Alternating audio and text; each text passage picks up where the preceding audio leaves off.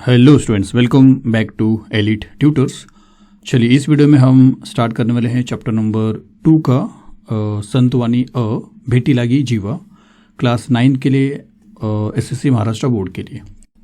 तो अगर आप इंडेक्स देखोगे तो भाग 1 का जो पहला पार्ट है वो एक प्रार्थना है, सर्वात्मका शिव सुंदरा। तो ये तो मतलब एग्जाम्स में नहीं आता है स्टूडेंट्स, इसके क्वेश्चन आंसर भी नहीं आते। तो हम शुरू करने वाले हैं सेकेंड चैप्टर जो एक संतवानी है, कविता है, जिसमें से हम पहला पार्ट देखेंगे, पहला कविता, पहला संतवानी देखेंगे, अभंग, जिसका नाम है भेटी लागी जीवा, और कवि जो हैं वो हैं संत तुकाराम। तो चलिए शुरू करते हैं। हम क्या करने वाले हैं स्टूडेंट्स, हम ये जो इंट्रोडक्शन है और ये जो संत के बारे में जो डिटेल में जो उनके बैकग्राउंड के बारे में दिया है वो नहीं देख रहे स्टूडेंट्स। यहाँ पे हमारा फोकस क्या है कि जो ओडी दिए है ना, काव्य पंक्ति, इनके मीनिंग्स आपको समझा कर देना स्टूडेंट्स। यहाँ पे टोटल 5 काव्य पंक्ति है, 5 ओडी है, 5 स्टैंजर्स आपको दिखाई दे रहे हैं। इसका मीनिंग मैं आपको समझा दे रहा हूँ हिंदी के अंदर, सो दैट आपको कुछ समझ में आ जाए और आप कुछ मराठी में आपका इंटरेस्ट थोड़ा बढ़ते चला जाए। तो चलिए एक एक करके हम शुरू करते हैं। सबसे पहले ये देखते हैं।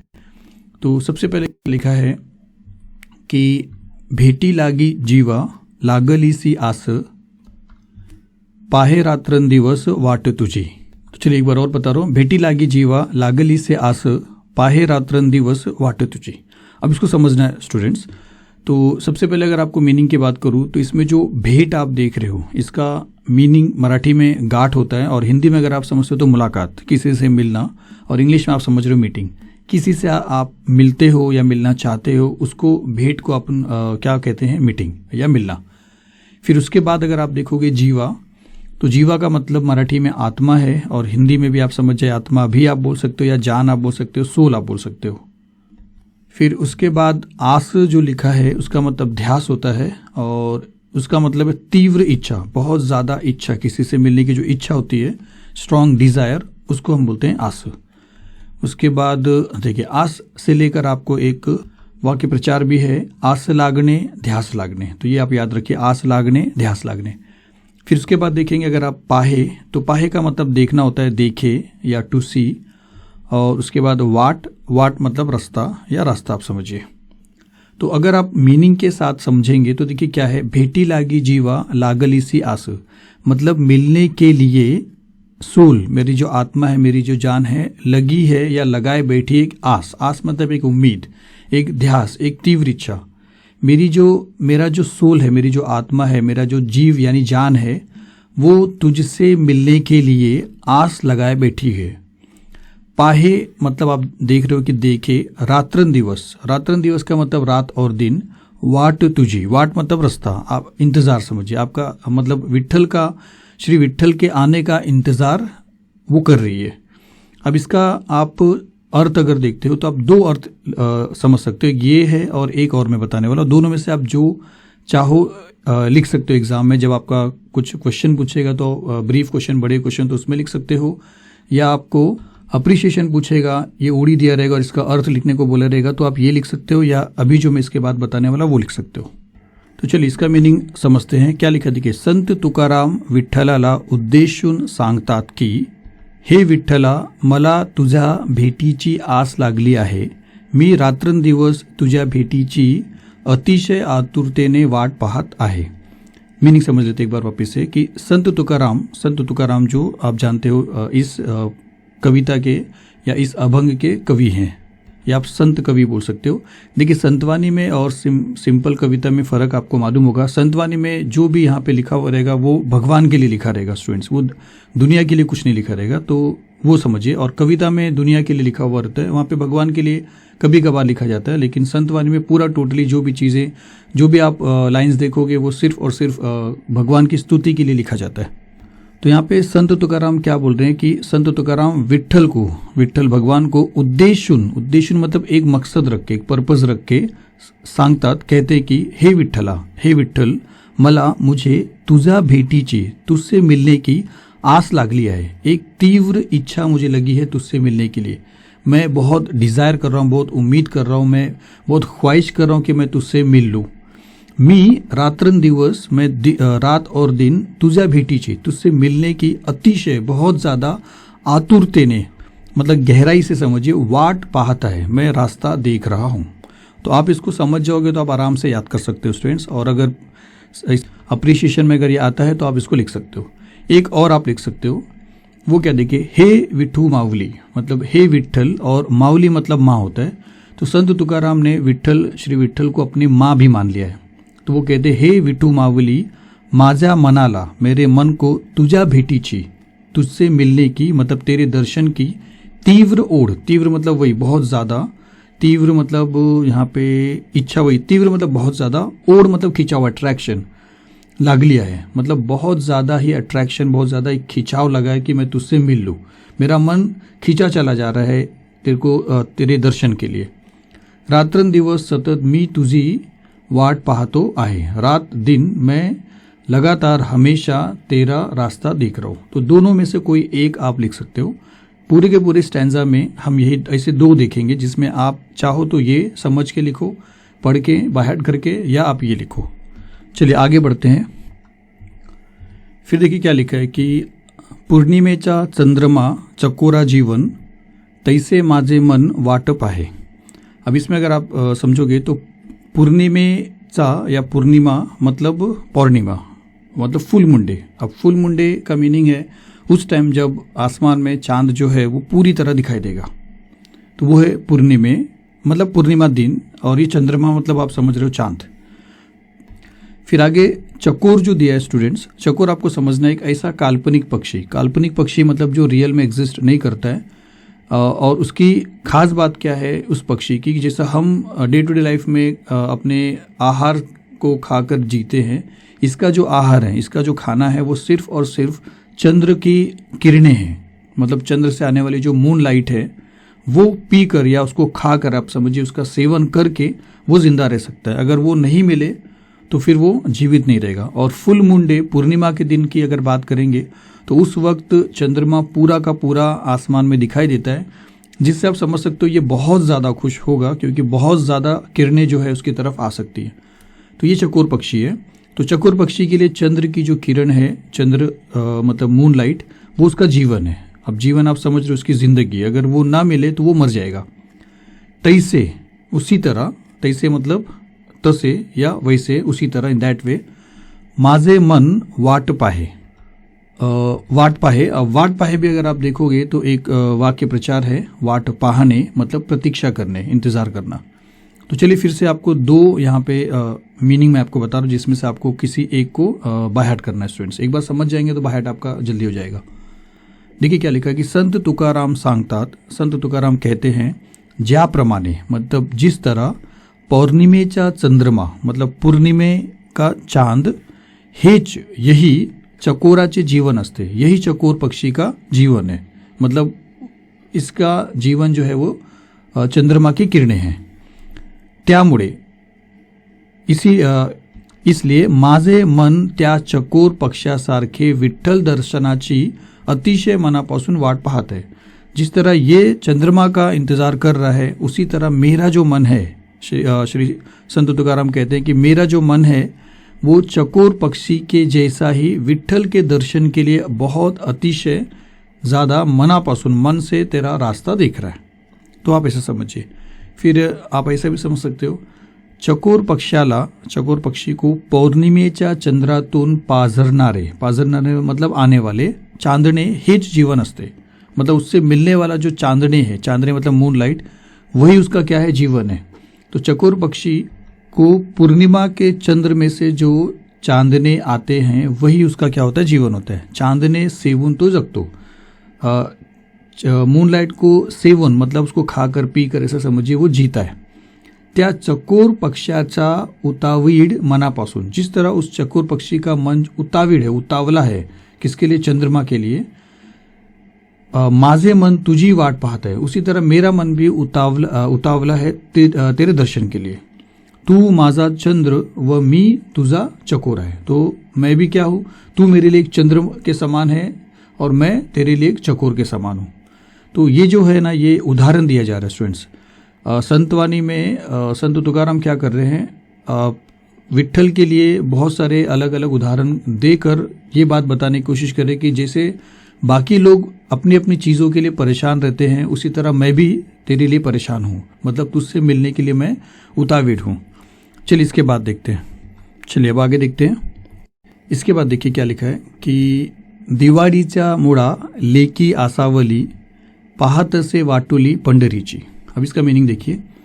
तो यहाँ पे मुड़ा जो है उसका ओरिजिनल जो शब्द है वो मुरारी है, और मुरारी का मीनिंग क्या है? मुड़ा का जो यहाँ पे तो मुड़ा दिया है पर मुड़ा नहीं है, मुरारी है। और उसका मीनिंग क्या है कि लग्न होऊन सासरी गेलेल्या मुलीला, शादी होने के बाद ससुराल में गई हुई बेटी माहेरी आणण्यासाठी, वापस मायके में अपने माँ के इधर लाने के लिए गेलेली माहेरची व्यक्ति, मतलब मायके से कोई, या तो उनके पिताजी चले जाए या कोई भाई उनका चले जाए, जो भी मायके से ससुराल में उस बेटी को अपने पास बुलाने के लिए आता है, लेकर आता है कभी दिवाली के टाइम पे, उसको हम बोलते हैं मुराड़ी। और यहाँ पे मुराड़ी नहीं लिखा है, मुड़ा लिखा है।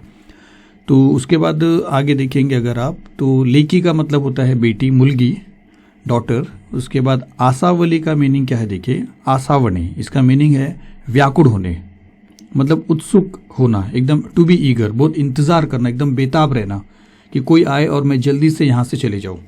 फिर वाटुली मतलब वाट मतलब रास्ता, तो वाटुली मतलब रास्ता होता है, याद रखिए। इंग्लिश में आप समझिए वे। और चलिए फिर इसका मीनिंग अगर आप ऐसे देखोगे तो क्या लिखा है कि दिवाळीचा, या चलिए इससे आप समझ सकते हो, एक ही मीनिंग रहेगा।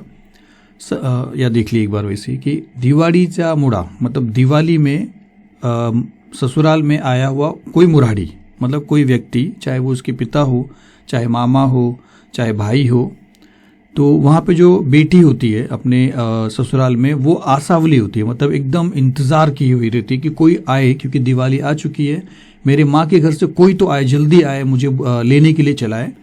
पाहत से वाटुली, वो देखती रहती क्या एक रास्ता, मतलब चलिए यहाँ पे दूसरा है, सॉरी, ये देखिए यहाँ पे पहले बेटी के बारे में बताया कि बेटी क्या कर रही है, एकदम इंतजार कर रही है कि कोई मुराड़ी दिवाली के वक्त आए और उसको ससुराल से लेके चले उसके माँ के इधर।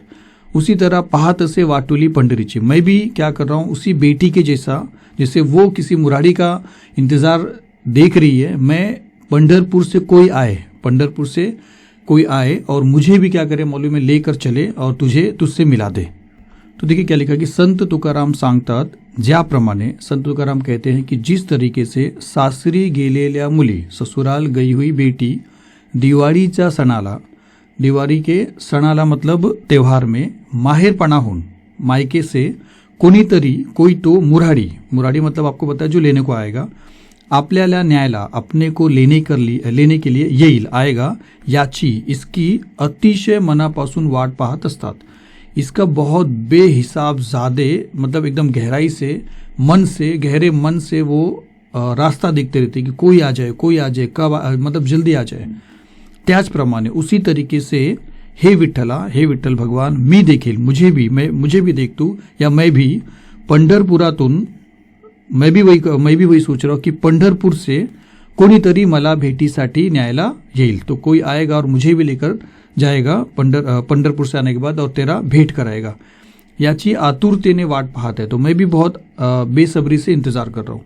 यहाँ पे हर जगह पे संत तुकाराम उदाहरण दे रहे स्टूडेंट्स, और उस उदाहरण में जो भी आतुरता है, जैसे यहाँ पे बेटी की आतुरता यहाँ पे दिखाई दे रही है मायके में मिलने की, फिर चकोर पक्षी की आतुरता जो इसके पहले आपने देखा चंद्र किरण पाने की, तो हर जो भी स्टैंजा उसमें कहीं ना कहीं आपको किसी चीज़ की आतुरता दिखाई देगी, मतलब कोई किसी का इंतजार कर रहा है, किसी के लिए वो मतलब बहुत बेसब्री से वो इंतजार कर रहा है। वो सबका एग्जाम्पल देकर संत तुकाराम अपना बताते कि मुझे भी इसी तरह तेरा इंतजार है। तो चलिए इसको आप ऐसा भी बोल सकते हो कि सासरी नांदायला, मतलब ससुराल में हस्बैंड के यहाँ पर गेलेली, गई हुई, माहेरवाशीण मायके की मुलगी, बेटी, दिवाळी सणाच्या निमित्ताने, दिवाली के त्योहार के निमित्त में, मतलब अवसर पर, माहेराला जायला, मायके जाने के लिए आसूसलेली असते, मतलब व्याकुळ असते। त्याप्रमाणे उसी तरीके से हे विठ्ठल, तू माझे माहेर आहेस, तू भी मेरे लिए एक माहेर के जैसा है, तो मुझे भी बहुत इंतज़ार है कि कब मैं अपने माहेर में अपने मायके जाऊं, तो कोई आए और मुझे लेकर जाए. तो पंढरीला येण्यासाठी मी नितांत वाट पाहतो आहे. तो पंढरपुर पहुंचने के लिए, पंढरपुर जाने के लिए, जहाँ पे श्री विट्ठल भगवान वहाँ पे हैं, वहाँ पे जाने के लिए मैं भी क्या कर रहा हूँ मालूम है, एक रास्ता देख रहा हूँ. चलिए इसके आगे बढ़ते हैं. यहाँ पे क्या लिखा देखिए कि भुकेली वा बाळ अति शोक करी वाट पाहे उरी मावलीची. तो इसका मीनिंग क्या देखिए, भूखेली वा मतलब भूख लागलेल्या, मतलब जिसको बहुत भूख लगी है. बाढ़ आपको मालूम है छोटा सा बच्चा, तो अगर छोटे से बच्चे को भूख लगी है तो अति का मतलब क्या, बहुत ज़्यादा.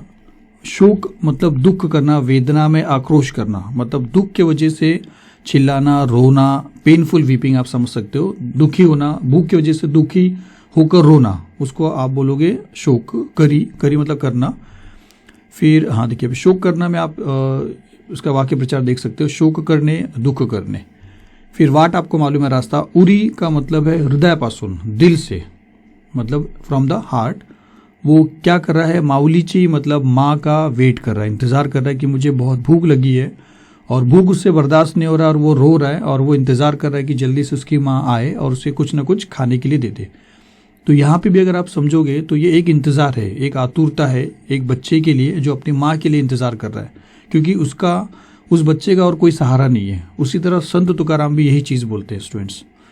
तो यहाँ पे इसका मीनिंग समझिए. फिर इसके आगे संत तुकाराम ने जो कहा, उनको कहना है वो कहेंगे. तो यहाँ पे क्या लिखा देखिए कि विठ्ठल भेटीची तीव्र आस व्यक्त करताना, विठ्ठल के मिलने के लिए जो उनकी तीव्र आस है उसको व्यक्त करते हुए संत तुकाराम सांगतात, संत तुकाराम कहते हैं, लहान बाळ भुके पोटी अतिशय व्याकुळतेने शोक करते, म्हणजे रडत तडमडत असते.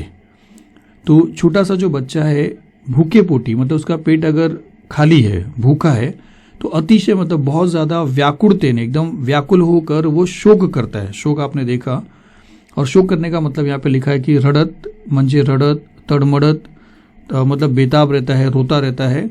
वह आपली भूख मिटावी और अपना भूख जो लगा है वो मिट जाए म्हणून इसलिए आपल्या आईची अतिशय आतुरतेने वाट पाहत असते. इसलिए वो अपने माँ का बहुत ज़्यादा आतुरते से वो क्या करता है, इंतज़ार करता रहता है. तशीच मी देखील तुझी वाट पाहत है और मैं भी तेरा इंतज़ार इसी कंडीशन में कर रहा हूँ. आप इसको इस तरह भी लिख सकते हो, भूकेलेले बाळ काही खायला मिळावे. तो भूखा हुआ जो बच्चा है कुछ खाने को मिल जाए, म्हणून रडून आईकडे आक्रोश करते, इसीलिए वो रोकर अपना आक्रोश जो है माँ की तरफ करता है. तू माझी माऊली, तू मेरी माँ, व मी तुझे बाळ और मैं तेरा बेटा हूँ. विठ्ठल रूपी मातेची मी मनापासून वाट पाहत आहे. तो विठ्ठल तू मेरे लिए माँ के समान है और मैं भी तेरा मातेची मतलब विठ्ठल रूपी मातेची मी मनापासून वाट पाहत है. तो मैं भी विठ्ठल रूपी माँ का मन से, दिल से मैं क्या कर रहा हूँ, इंतज़ार कर रहा हूँ, रास्ता देख रहा हूँ. चलिए इसके बाद लास्ट ओड़ी देखेंगे. तो इसका जो भी है, इसका जो मतलब अर्थ जो है, इसके जैसी जो तीव्रता है संत तुकाराम ने लास्ट वाले ओड़ी में बताया. तो क्या लिखा है, तुका म्हणे मज लागली से भूक धावुनी श्रीमुख दावी देवा. तो अब यहाँ पे मीनिंग समझ लीजिए कि मज मतलब मुझे, टू मी. तो तुका मने मज मतलब तुकाराम कहते हैं कि मुझे लागली से भूख, लगा है भूख, किस तरह, जिस तरह उस बच्चे को लगा था. फिर धावुनी का मतलब है दौड़कर, धावुनी मतलब दौड़कर. श्रीमुख मतलब आपका चेहरा, मतलब श्री विठ्ठल का चेहरा. दावी का मतलब है दाखव, तो दावी का मतलब दाखव, मतलब दौड़ कर आ और अपना दर्शन दे, अपना चेहरा, श्री मुख, अपना जो चेहरा है वो मुझे दिखा देवा. तो यहाँ पे अगर आप समझोगे तो आपको इससे ही समझ में आ गया. फिर भी हम देखते हैं यहाँ पे कि अभंगाच्या शेवटी, अभंग के आखिर में तुकाराम महाराज सांगतात, लहान बाळाप्रमाणे मला देखील विठ्ठल दर्शनाची तीव्र भूख लागली है. उसे तो खाने की भूख लगी है, लेकिन मुझे तेरे दर्शन की बहुत ज़्यादा भूख लगी है. अशा वेळी, ऐसे टाइम पे ते विठ्ठलाला विनंती करतात, वो विठ्ठल से विनंती करते हैं, हे देवा तुझे श्रीमुख म्हणजे तुझे दर्शन मला व्हावे. तेरा श्रीमुख मतलब तेरा दर्शन मुझे हो, म्हणून तू माझ्यासाठी धावून ये. और जिस तरह मतलब दौड़ कर आ। जिस तरह बच्चे को अगर भूख लगता है तो उसकी माँ दौड़ कर आती है, तो मुझे भी तेरे दर्शन की भूख लगी है और तू मुझे दौड़ कर आ और अपना दर्शन दिखा।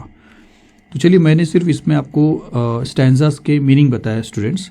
और अब हम क्या करने वाले हैं, उससे पहले देखिए, अगर आपको समझा है तो आप प्लीज़ कमेंट्स करिए, लाइक भी करिए, और अगर आपने सब्सक्राइब नहीं किया तो वो भी कर लीजिए। अब हम क्या करने वाले हैं, अरे सॉरी, एक बाकी रह गया था, ये देख लेते हैं कि संत तुकाराम महाराज म्हणतात, संत तुकाराम महाराज कहते हैं, हे विठ्ठला, यही इसी चीज़ का मीनिंग है, हे विठ्ठल, तुझा भेटीची मला भूख लागली है। तुझसे मिलने की भूख मुझे लगी है, मुझे खाने की भूख नहीं है, तुझसे मिलने की भूख है। आता धावत ये, अब तू क्या कर, दौड़ कर आ, आणि तुझे श्रीमुख मतलब दर्शन मला दाखव, तेरा दर्शन मुझे दिखा।